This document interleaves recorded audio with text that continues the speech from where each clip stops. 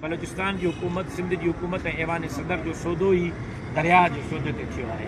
लेकिन अगर हाणे सिंध जे आवाम जे प्रेशर खां पोइ या वाकई उन्हनि खे को रियलाइज़ थियो आहे ऐं उहे पंहिंजी ग़लतीअ खे सुधारणु चाहिनि था त उन्हनि खे वेलकम करणु घुरिजे। हीउ वक़्तु सियासत जो न आहे, हीउ वक़्तु यूनिटी जो आहे। सिंध जे लाइ असां सभिनी खे मुतहिद थियणु घुरिजे। लेकिन पीपल्स पार्टी बि सिर्फ़ु मज़म्मत कंदी ऐं असां बि सिर्फ़ु मज़म्मत कंदासीं। हू बि तकीरूं कंदा, असां बि तकीरूं कंदासीं। हू बि धरणु हणंदा, असां बि धरणु हणंदासीं। पोइ फ़र्क़ु कहिड़ो रहंदो?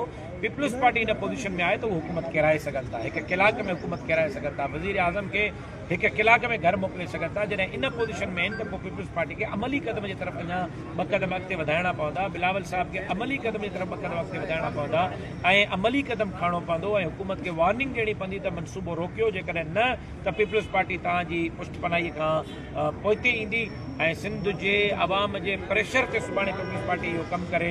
उन खां बहितर आहे त सिंध जे अवाम जूं दिलियूं खटण लाइ पीपल्स पार्टी इहो कमु करे। बहरहाल हीउ वक़्तु सियासत जो न आहे। मां मशवरो ॾींदुमि त तमामु सियासी, मज़हबी, क़ौम परस्त, वापारी, सहाफ़ी, वकला सभिनी तंज़ीमुनि खे जेके दरियाह जे मथां धाड़े जे ख़िलाफ़ सरापा एहतिजाज आहिनि उन्हनि खे मुतहिद थी करे सिंध जे लाइ हिकिड़ी स्टेज तां गॾियल आवाज़ उठाइणु घुरिजे।